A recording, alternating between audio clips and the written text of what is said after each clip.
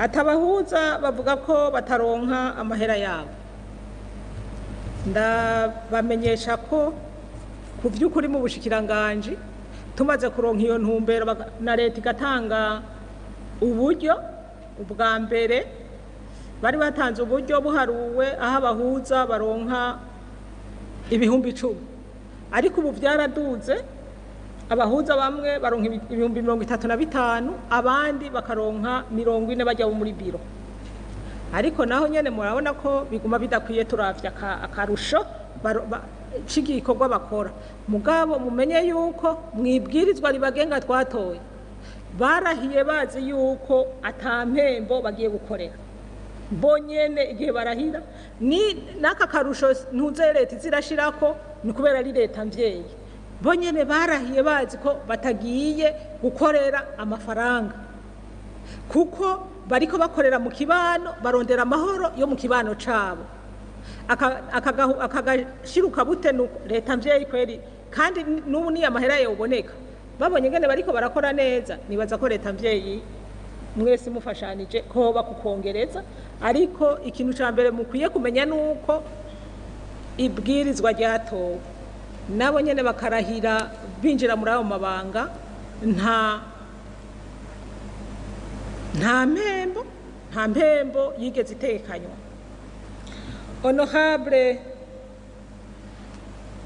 Suguru Olivier ati kubintu vyerekeye abahuza ati umenga hari abantu batazi ico bakora ivyo hariho bamwe kweri batazi ico bakora mugabo ibi nivyo iki nicoca kija mu kibanza c'abahuza bose kuko vyaragaragaye ko benshi hariho abakora kandi bigashimwa aba nabo batazi ico bakora guhugurwa biraba hanyuma nivyagaragara ko abahuguwe batagomba gukurikiza amahugurwa bahabwa bakakora amakosa arengeye baravanwa muri amabanga kuko no mu itegeko ribagenga bisanzwe bitekanijwe. Ati kubijanye no ku decentraliza amagaraje mu kuvyitondera ati kubera hari hagati mu gihugu ushobora gusanga abantu bakora mu magaraje badafise ubumenyi bukwiye. Ivyo kweri ruguru noneho usanga amagaraje adakwiye kuko twaragerageje systematique makuko iyo nyakubahwa mushikiranganje ntabaciriyemwo nuko muri technique bari batevye kumpa micro hariho umushinga amateka yari yabajije ako gashiruka bute kabahuza ko mwobabwira periodicité bakaronka kumengo ntimwayishizeko. Murakoze. Yego mubandanye. Ngira nuko nariko ndandishura ariko nkuko mwabivuze ishikico c'abahuza noca ndagiheraheza sindakigarukeko. Periodicité uko bitunganijwe murazi yuko ku mutumbu wari we wose hatowe abahuza 15 canke muri quartier yose n'abahuza 15. Abo bahuza bose kubera tuzi neza tuzirikana ko bose ata mpembo bafise kandi bose ko bategerezwa kugira ico batereye mu miryango twaciye twiyumvira kubapanga ku kwezi hakora 5 abandi 5 bagakurikira ukwezi gukurikira abandi 5 kundi kwezi gukurikira. Nukuvuga abo bakoze ku kwezi 5 ni baca baronka agahembo abandi batakoze bakaba bari mu vyabo bafasha ingo zabo abandi 5 bakaca bakurikira abandi bakaja gukora ibikorwa abandi 5 bagakurikira bakaja gukora ibikorwa. Nukuvuga yuko hariho ikiringo c'amezi 2 canke 3 umugwi w'abahuza 5 bataronka gahembo kuko baba bariko barakora ivyabo hariko barakora umugwi w'abantu 5. Nuko twabitunganije rero nkumbure murashobora kumva kuko abantu haje baragoye nk'umuhuza atakoze muri iyo ndwi muri uko kwezi akacavuza ugwamo umuntu araronka agashiruka bute. Abantu murabazi kibando tubayemwe murakizi kandi twaramaze kubona yuko hariho n'abahuza baba bararonsa agashiruka bute bamwe sivuze bose ugasanga baguma bavuga nti twaronsa agashiruka bute mugabo ababijejwe baja kubiraba bagasanga barakaronse ariko kandi hariho n'abandi babivuga kandi ari byo. Ivyo rero bigashika gute ubwa mbere byaratugoye kugira ngo dutunganye ibijejwe nabo twari twatanguye kuvuga ngo tubacishije kuri bankobu inoti tuca dusanga abahuza benshi ntibafise na telefone biratugora rwose iyo turabanza turabiheba tuja buguruze amakonte muri kopeke muri aho umwe wese abona yoyuguruza naho nyene vyaragiyemo ingorane cyane kuko murazi novuga nivo y'abahuza dufise harabusanga kuguruza konti bagoye ivyo ari umugani kuri bo naho nyene turamaze kubona ko ari ingorane twego turaraba ukuntu bibaye ngombwa twobikora nka kurya baza barahemba bene gihugu iyo bashoye ikawa kurya bahemba bene gihugu iyo babahaye pension dove turaba ukuntu boza barasa tugire kontra au niveau y'amakomine n'ama institution financière hama haba baza baragira descente tuza tubi responsabiliza abo muri residence baza baravuga ati terejuru n'abahuza bazoza guhembwa turabe ko vyofasha nuko bitunganije sino uko nabibona nabikurikirana kandi ndakenguruka no muri mwebwe abubahwa bashinga amateka bakenguza amateka muza murazi iyo mubonye hari ikintu kigoranye tugakorana kugira ngo ubwo rwego mu byo ubushikiranganje bujejwe bikorwe neza narishitse rero ku byashikijwe abavuze ibijanye n'igitoro abaje ku bijanye n'igitoro n'ibijanye na garage yagarutse ati ku bijanye n'igitoro birumvikana ni vyiza ivyo byo byaramaze gukorwa nta ngorane ku bijanye na garage yashikirije amakenga ariko natwe turatanguye kubona n'abacamanza bari mu ntara bavuga ati yamara hari intara zimwe tutaronse garage two kwisunga ngo ariko hariho n'abandi bazironse aho zabonetse tuzobikorera aho zitaraboneka zikwije ibyangombwa navyo nyene muzobimenya inifo haje kuba ntuze evaluation yibi twavuze ko tuzokora sino turamaze kubona ko n'abacamanza au niveau y'intara ama province ko twagomba bari baduhaye orientation yuko twoshika mu makuru d'appel uko twari twavyiyumviye au niveau régional ho naho nyene haguma ari kure twaciye twiyumvira nuko twabigize mu gitoro tugende mu province none ubu tufise iyo ngorane yuko hamwe tudasangaho amagahaje yoshobora gukora imiduga neza Honorable Sindayiga Jean Baptiste kubijanye no gusubiriza abacamanza ati ku hariho amayinite 162 bagiye timudasubiriza nibiki aha twe dukorera kuri orientation muri orientation ya bonne gouvernance twaronse mu bushikiranganje kare bahora baca babasubiriza systematiquement tubavuze tirindira kugira nabo nyene ko ata budget ngazi ko budget yukurokrita iri muri education na santé gusa tiko ata budget mufise rindira abo bagenda bagwire muzoce mukoresha ikibazo ure ico kibazo turiko turagitegura apera candidature zishobora gusohoka vuba kugira ngo bakore ibibazo binjira bakoze ibibazo nico catumye tudasubiriza abakozi b'abacamanza systematiquement tikugira habe bonne gouvernance hinjire abafise ubumenyi abashoboye kuja muri competition kuko nivyo bikorwa muri bonne gouvernance ati kugira habe des engorgements hoba audience de masse mukaja mu maprizo iki gisigaye gikorwa aho abacamanza basanga abafungwa muri prizo bakaburanishirizaho birakorwa gose kuko vyabonetse yuko ivy'imiduga bigoranye harabasivya imanza kubera imiduga bataronse ngene abanyoro badeplace ubu birakorwa ko ama audience agenda gukorerwa mu mpimba mu mabohero hanyuma yasuye kuvy'igitoro namaze kubivuga Honorable Hakizimana Leopold yagarutse kuri audit interne yari igoranye ati rifo kuraba ngene hoba renforcer iyo audit interne. Iyo audit interne nayo twabonye ko ari rya inspection générale de la justice yoba ifise igisata gikurikirana ngene uburyo bukoreshwa ibikorwa bikorwa mu ma service judiciaire. Ico rero niyo changement yabaye, modification yabaye iyo iryo teko ribagenga nico cariko kirakorerwako. Yagarutse nya ku bakozi bagiye mu zabukuru igituma badasubirizwa namaze kucishura. Honorable Inamuco Aline atabakomeye baterere mu bikorwa by'iterambere ntibagume bacumbanye mu mabohero. Iyo ntumbero kiretse n'amabohero yo nyene bari abanyororo baguma bicaye barakora ibikorwa byobasahiriza bakarima bakorora bagakora imyuga. Ivyo basigaye babikora n'abanyororo baguma baryamye ubu. Oyaye ubu ntibaguma baryamye.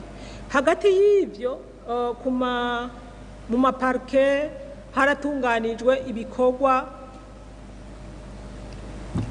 bimwe twita travail d'intérêt général.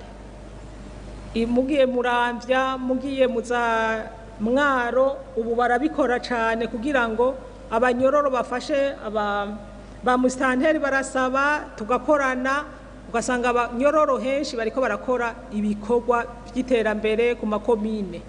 Iryo ni ntumbero yumvikana. Ubu turi ku rugamba rw'iterambere, nta kugumiza abantu bicaye bajya gusa ataco bakora, kuko ugiye nko mu mabohero barorora amafi, bararima imyumbati, bararima ibigori, bararima imboga, ugasanga hari igihe biterera mu gihe hari ingorane. Yavuze kandi ati aturabye gena abantu ari kintu yavuze Honorable Inamuco Aline ati abantu abanyororo bamara iminsi bataje kuburanishwa imyaka n'imyaka. Ico kintu kweri iyo nkuru mwaronse ntimuyifatire ko siyo. Ubu nta muntu akimara imyaka mu munyororo ataje kuburana. Ama inspection aba kenshi cyane, nta muntu ashobora kumara imyaka mu ibohero ataje kuburanishwa imbere ya sentare. Kweri ico nibaza ko ari information numva umenga siyo, ariko kandi niyo tugiye kubiraba, ariko ku vy'ukuri nta mufungwa mara iminsi atumvirijwe ko ico kintu baracitwararika. Honorable Karorero yagarutse kuri règlement d'ordre intérieur itigeze ishigwaho, kandi kuva itegeko rigenga cellule de marché public yavuga ko règlement d'ordre intérieur iteza kubaho. C'est dommage, ariko ubu twabahaye ikirangamisi ko gushika mu ubu rikwirakorwa kugira ngo iryo kosa rikosorwe. Ego ati umucamanza umwe kuva aho itegeko rigiriyeho mu ngiro ubu vyifashe gute? Nababwiye ko rimaze amezi 9 rikoreshwa. Akarusho nuko iryo tegeko ritegekanya ko bijya vy'imanza zihamagagwa kenshi, kuko urubanza ruhamagagwa ari uko hamaze kuba mizaneta, ibintu byose bikwiye, akaba ariho ruhamagagwa.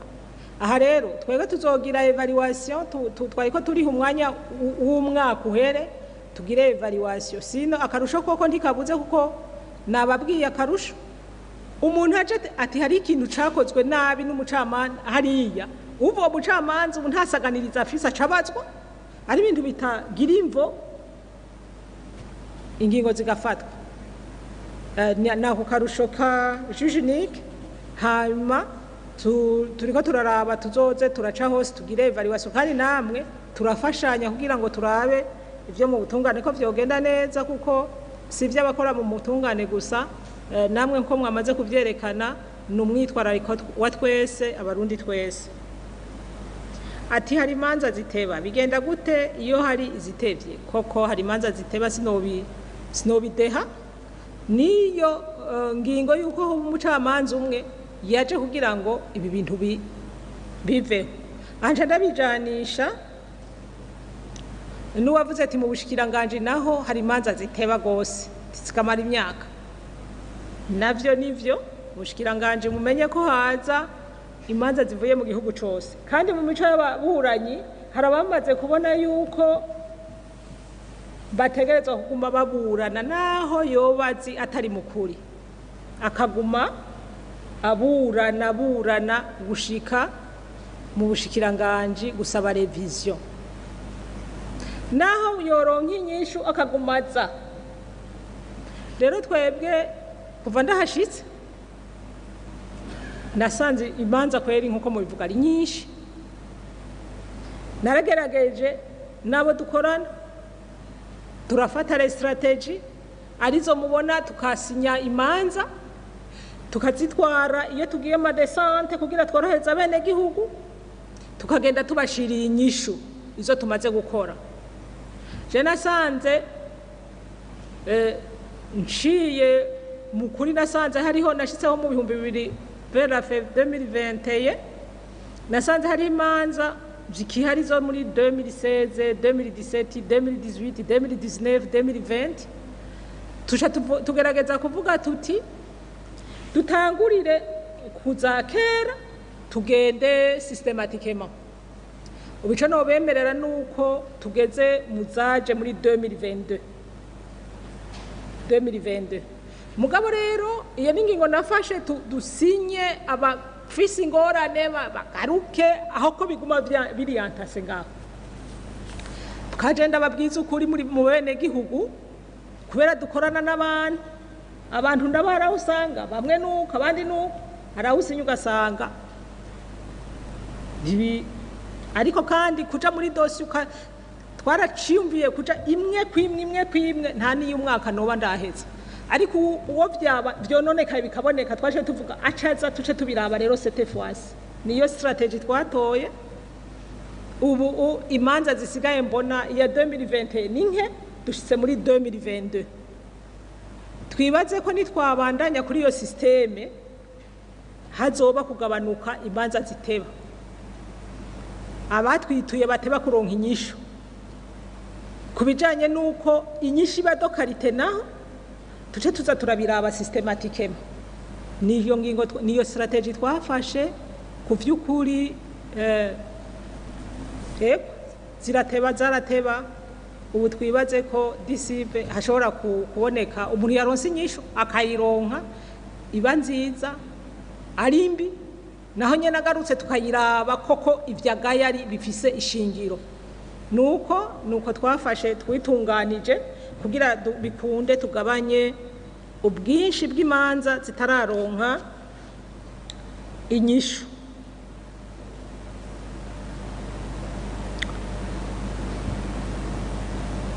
ati kunganisha imishahara uni honorable Karorero akivuga tikunganisha imishahara byo bimeze gute mu gisata c'ubutungane ko atakiriko kirakogwa cyane murabona harabaye élaboration ya politique salariale iremezwa na gouvernement mu bantu bari bagengwa n'ibwirizwa rigenga abakozi mu Burundi les fonctionnaires de l'État bari régis par le statut général des fonctionnaires la mise en œuvre ya politique salariale igeze kure kuko ho murazi kuva mu 2016 baragirirwa ico bita bakaza barahabwa amahera leta yarashize yara disposition ya fonction publique amahera baza barahabwa kugira ngo bikunde habe kunganisha imishahara systematiquement kuva muri 2016 hanyuma iyo politique salariale imaze gutorwa barabaye kandi amanare yari yabaye jere muri 2016 haca haba dejere des anare kugira ngo ibintu bije ku buryo. Ubu rero bobo mise en œuvre ya politique salariale iri kwirakogwa mu bushikiranganje butandukanye, ariko mu bakozi ba leta bari regi par amastatut spéciaux naho nyene hariho ivyakozwe. Leta yarashizeho commission interministérielle irakorana, baragira icegeranyo, harabaye dejere des annales. Ubu hagezwe ku ngingo y'ukuraba nabo ingene hoshirwa mu ngiro politique salariale. Ibintu rero ntibica biba ningoga nk'uko abantu bavyifuza, ariko ibikorwa vyovyo biriko birakorwa. Honorable Ndizeye Dieudonné, gestion et cachet public et privé, abantu bakora amakashe public, amakashe privé et public. Aha mwavuze muti bijya bidodo nico kibazo mwaherejeko cy'abantu bakora impapuro za magendo, murabizi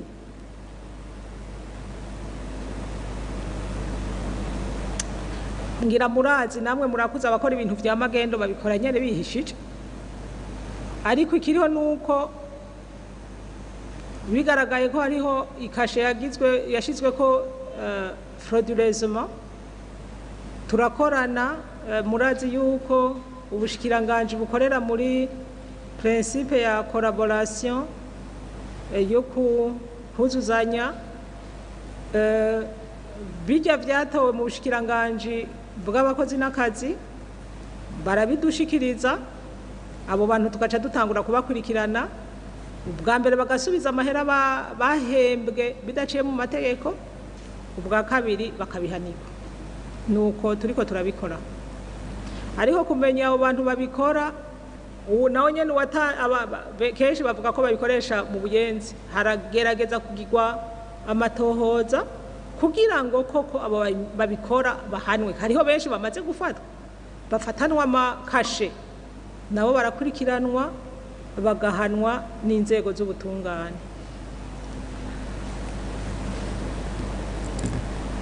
Honorable Nimboneye Dieudonné yagarutse ku by'abahuza bo ku mitumba. Nabivuze, nabihejeje kubivuga, nibaza ko ntobigaruka ko ngene bitunganijwe. Aravuga ati taux d'exécution tina mwavuze ko ishimishijwe ya idashikijana kwijana, ati yatenza gushikijana kwijana. Turavye imyitwarariko y'abenegihugu aha bitashise ijana kwijana, nagomba ndabaha umuco. Ni hamwe ibijanye n'inyubako bari babishize ngo bikorwe na obuha. Rero obuha vyaragaragaye ko itashoboye kubikora, ariko ubu vyaragarutse mu bushikiranganje. Sino turavye ingene abakenewe ibikorwa vyinshi nkuko mu bivuga hagize kudashitsa ijana kwijana biba ari amakosa, ariko ibi vyinshi vyabaye kubera amahera yarajejwe kubaka rehabilitation, hari habaye intumbero yuko vyokorwa na obuha. Hama vyaragaragaye ubu yuko obuha idashoboye gukora ibintu vyo mu bushikiranganje bwose. Ubu amahera yaragarutse mu bushikiranganje.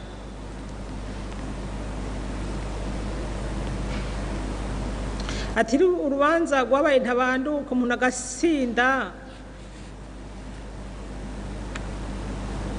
Ati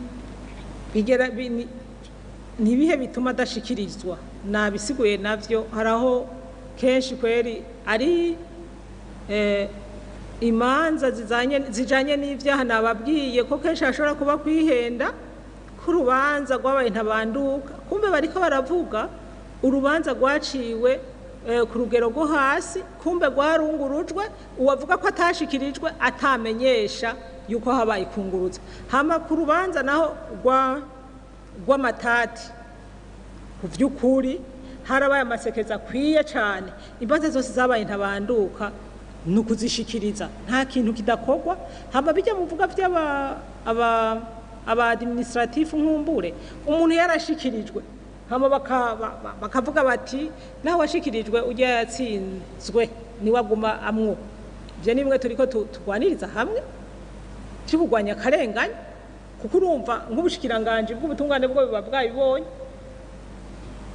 karafashe n'ingingo hanyuma nkumbure haraho nkumbure bavuga ati simbi mugabo ntibovuga uko ifokwe boca berekana ati mbega hakozwe iki kugira ngo ibyo bintu bikosorwe abajejwe intwaro baciye bahagarara ata kintu kiriko kirakogwa umva ko bica biba ingorane iryo rero ni bimwe vya bonne gouvernance twese dukorera hamwe kugira ngo ubuzima mu gihugu cacu bube bwiza. Honorable Salvatore yashimye ingingo agaruka ati mbega ko mu madepeye tubona abadepeye bose bafise imiduga ati gute kubatwara amasentare za sentare nkuru z'igihugu abaprokirere bagenda bariyereka kandi bafise bakaca batuma kuko nk'abajejwe ubutungane mu ntara abaprokirere bateza kuza baragenda hirya no hino baraba ibijanye n'ivyaha bikorwa ariko urumva yaronse akazi nta saganirizo nta déplacement nukuri mu bivuze hageze ariko je biranshimisha cane kuko siko vyamye kare abashinga amateka ntibahora bavugira abo bantu ubu nivyo gushima iyi ni intambwe yo gukenguruka cane gose ko mubibona akaba ari namwebwe mutora bije nzobikorereko kuko ku vy'ukuri biragoye ngene bakora baba batumwa ibikorwa ugasanga kandi barabazwa ngo ngaha birononekara ngo ngaha si vyiza badafise ico bakoresha ariko rero uko bimeze hari ababandanya bagapfunga isura bakaguma bakora uko bimeze n'abatibanga ibyo niko namaze kubisigura. Honorable Jean-Claude Kwizera yagarutse kuri mwe vyasezi y'imiduga namaze kubivuga vy'amasezi y'imiduga nge n'abajere izigurishwa nukugira ngo dukinge ntihagire ikintu c'igihugu naho biba ari vy'umuparticulier biba bije gufasha iterambere mu gihugu ntibipfire ngaho kuko vyarabonekanye yuko hari imiduga myinshi wacu usanga yarabaye gasanga ahantu iri imbere y'abantu bari responsable ngo ni kubera irisezi ngo izogumaho nyene ipfa ikira oya il faut être responsable kuko tuyigurishije tugashira amahera kuri konte bisumba ko umuduga wopfiriye ngaho ico twabonye dukorerako. Honorable Agato Rwasa ati turavye raporo yatanzwe ingorane mu butungane vyovyo ziriho kandi ntawo bihakana ziriho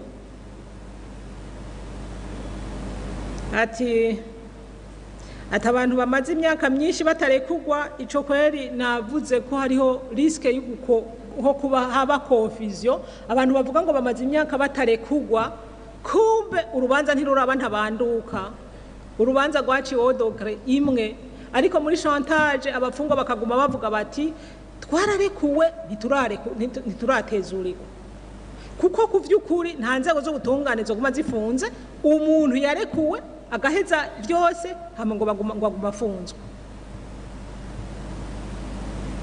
Ati yagarutse bimwe byo gukoresha imiduga yuko abatanga raporo amasigre boyasigura ati twashize Imana imbere ico kintu yakigarutse ko cyane ati Imana ni nye n'ubutungane none mwebwe mujejwe ubutungane ku vy'ukuri ko mwayishize imbere muyikorera gute ku vy'ubutungane. Mwubahwa honorable je kubigerekeye utwigoro twose dukogwa ivyo vyuko tufata naturiya ni mu ntumbero yuko twohagararira Imana kuko nitwe yashize hajya kugira ngo tuyihagararire ubutungane bugegweko ariko namwe mwubahwa muri mu Burundi vyose hirya no hino kandi ntimwoca muvuga ngo byose bice vyerade ingorane zozo ntizibuze hirya no hino ariko twizigire ko twanashize Imana imbere izodufasha ico cizigiro tugishikeko ego kuko nkuko mubivuga kuba twashize Imana imbere ariko abene gihugu baguma barira ariko je namaze kubona hariho abarira bivanye no kubube gito bwabo, ngira muramaze kubibona, ntimuzokumva barira bose abatera induru ngo bararenganijwe, muzobanze mubyitondere. Jewe maze imyaka muri ubwo bushikiranganji, hariho abaza barira bakoma induru ko barenganijwe. Harya abarundi turi 4 turi 5, bakaza bavuga ko barenganijwe n'induru bakashirako, amosozi bagashirako, mugabo wavyinjiramwo ugasanga ahubwo ni wagomba kurenganya abandi. Bivuga ko bubahwa namwe mwakira bene gihugu, ivyo mubimenye, sabarira bose baba bararenganijwe. Kandi jeho maze kubona abagomba kurenganya abandi baratera induru bakarira kugira ngo bakonvenke yuko barenganijwe. Simvuze ko hariho abarira bararenganijwe, oya, sivyo ngombye kuvuga, mugabo hariho abarira kugira ngo berekane ko barenganijwe, bikunde barenganya abandi. Abo barabaho. Hanyuma Honorable Hatungimana Atanaze yashimye, hanyuma amadosiye zimira ati hategekanijwe iki kugira ngo mene amadosiye zimira ntasubire. Ubwa mbere na mbere Honorable mumenye yuko ngaha haciye ibwirizwa ritegekanye ingene idosiye yazimiye yoshobora gusubira, ariko ubu ikintu kiri imbere cyane, kandi mumenye ko mu masentare yakora y'abantu bashobora kuja en connection n'ababuranyi bakanyegeza amadosi, ivyo navyo sinobiharira. Aho rero kugira ubatore haba amatohoza, twarafashe ingingo, je ndibuka ubu kuranja amadosiye kugira daboro aho dukorera hakwiye, nkuko mwabivuze, aho muri sentare hashobora kuboneka ati aha naho gushira amadosiye intara ku ntara, na nivo zigezeko, ivyo navyo ntibirashikwako. Aho gukorera mwabivuze ntihakwiye, kugira imanza ziberanje neza zikurikiranwe, usanga hadakwiye bikaba ingorane. Aho bisabwa yuko amasentare aronswa aho zikorera hakwiye, hatuma abacamanza bashobora kwicara bakaronka naho babika amadosi. Ivyo vyose ni ingorane twese dusangiye mu gihugu, ngira musanzwe muzi kuba aho kubika amadosi atahariho nk'ivyo, ngira ni ingorane rusangi mu gihugu dusangiye. Ariko twagira tubamenyeshe yuko twegereye abadufashanya batanga amapwi. Ubu ikintu kiriko kirakogwa ni ukubaka ahantu hoba sentare yose ikagira aho ibika amadosiye neza bitunganijwe. Ico twaragerageje turavugana, biriko aho bamwe n'abandi bavuga ati twe tuzofasha ino ntara, hari aho biriko birakogwa kandi bishimishije, mu ntumbero yuko izo dosiye zitakara zitoza ziraba nyinshi, hakaba suivi ikwiye, kuko imanza zimaze gutondekeshwa neza, amadosiye amaze gutondekeshwa neza muri sentare, biroroha no gukurikirana.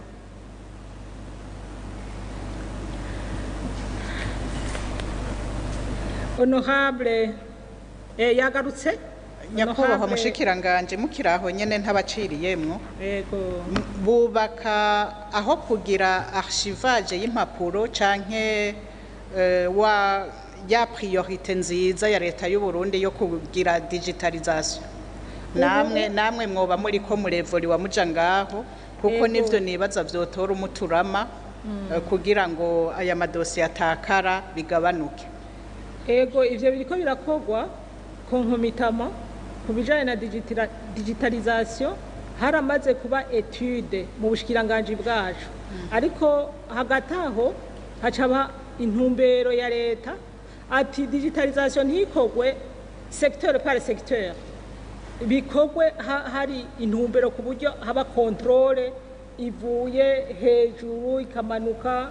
Nivyo biriko biratunganywa, hariho nibwirizwa ariko rirategurwa ryojera meni yo digitalisation kuri digitalisation rero etude imaze kuba au niveau ya ministère haciye haba kubanza guhagarika kugira tugendere muri rusange ariko dans l'entretemps mu bushikiranganje hari dossier ziteza gushingurwa neza haciye haba uko kubaka archivage kugira ngo izo dossier ziri mu masentare zishobore kupangwa neza kandi noneho naho hazoba digitalisation amadosiye azokwama akenewe kuba bien range ni ibintu bizogenda parallèlement ego ikindi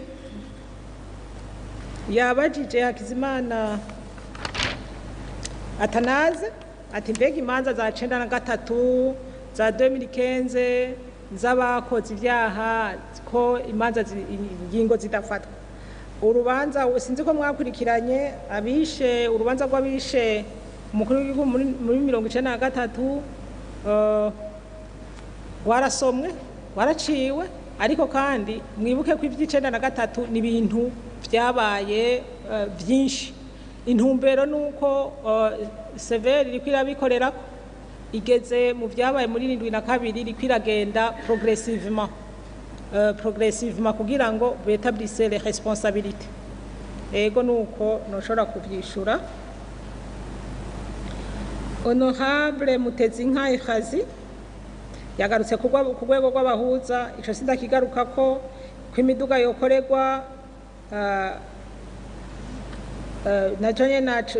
yokorerwa mu ntara namaze kucishura ingene mukora sans manuel de procédure ego mwavuze yuko iyo ngorane iri mu bushikiranganje nka bwose tibera mukora gute ofete niyo ngorane ari ubona leta mvyeyi ubu yafashe ingendo yo guhindura ibintu hakaba budget programme kare ntiyari ihari hakaba ibihinduka nibi rero bica bija muri urwo rutonde rw'ivyohinduka kugira ngo hakore ibintu vyumvikana honorable Terence yagarutse byo gusubiriza abakozi nabibabwiye inventaire du patrimoine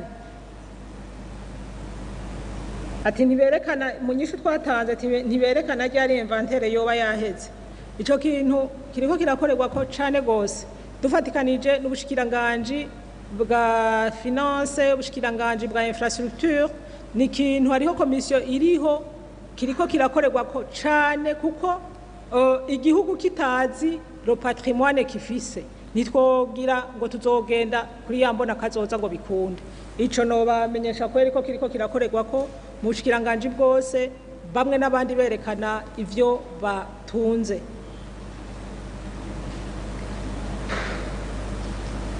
ati gestion du stock ati haraho twasanga ati hari ibibuze ubu kuri ivyo bintu vya stock ikintu cyahora kitugora bivuze ko hari cyamaze gufatwa ku ibwirizwa ritekanya ngene dossier yazimira isubira kuba reconstitué mu ibwirizwa birimo n'ivyo byo kubaka amarchivage n'ivyo rero byo gusaba yuko abacamanza boba kuronka aho bakorera hagutse bashobora kubika idosiye neza bakazikurikirana hanyuma na sensibilisation yabo kuko harimwo muri zo zizimira harimo agatima ka bamwe zose ntizizimira kubera hari ingorane hari ababigira nkana gusensibiliza kugira abo bantu abarundi bagifise umene uwo mutima kubita gashi babihebe batabihevye naho bakugwe muri ico gisata kuko urumva bamenyekanye bagakugwamwo kugira ngo baje gukora ibindi batabandanya bonona aho bakorera kandi imanza ziba zerekeye abantu benshi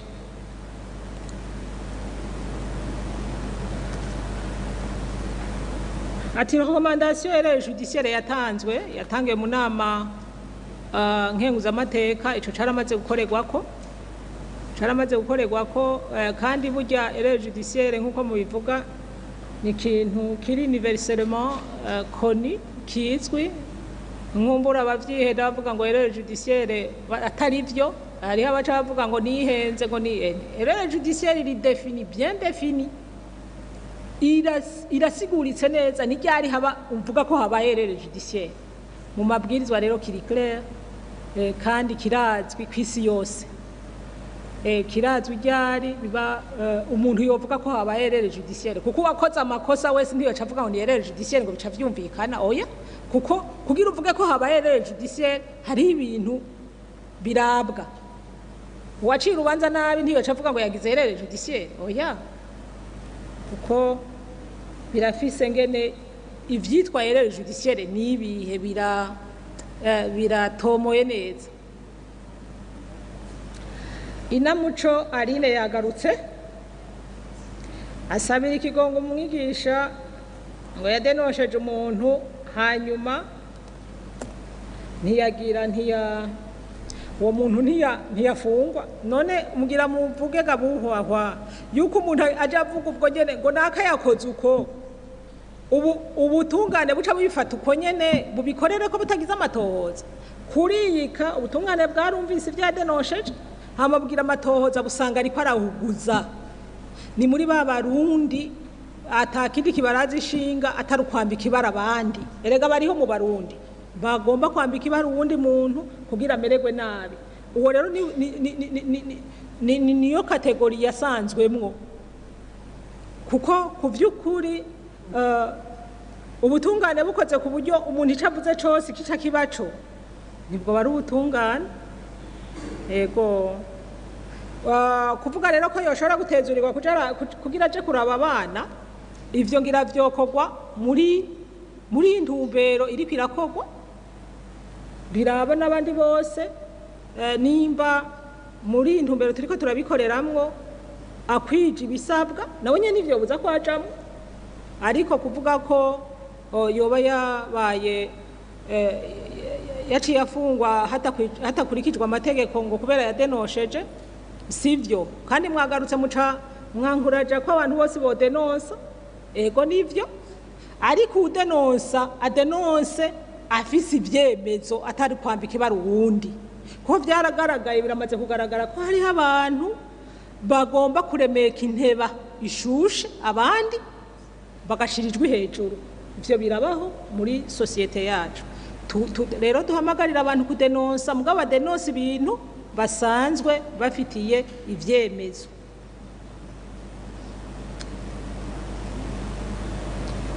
Honorable nako muryango Leonidas we yavuze ati byose byavuzwe. Honorable Nakamana Efrazi yagarutse ku bijanye n'amasosiyete, aranoma na societe Sogeyar, asaba ko twozigirisha inama. Nobamenyesha ko bijanye n'amasosiyete d'assurance ntibitwarirwa mu bushikiranganje bw'ubutungane, ariko kubera dukorera muri complementarité, muri collaboration, ndagishikana nkumbure abajejwe ababagirisha inama bazobikorereko. Kuko ku vy'ukuri ivyo mwavuze hariho amasosiyete d'assurance aho abatanga les primes d'assurance bashizeyo imiduga yabo ngo ibe assuré, ariko haba accident abagize ingorane kugira bashikirizwe inshumbusho. Ibi ingorane nini cane gose, bagashima kuguma baronka les primes d'assurance, ariko si bose. Ivyo navyo ni gukorera hamwe kugira bavyumve. Nimba bararonse ama prime d'assurance, hagize ugira ingorane nabo babatunganiriza mu kubaha agashumbusho. Ariko nabo hajya amasosiyete d'assurance ara nabo baca bidoga ngo amasentare kenshi acaca agashumbusho karengeye. Ivyo navyo ngira ni hamwe haza harasubirwamwo ibwirizwa rigenga ama assurance. Nibaza ko ni ingorane iri mu zindi ngorane ziri muri societe yacu. Ngira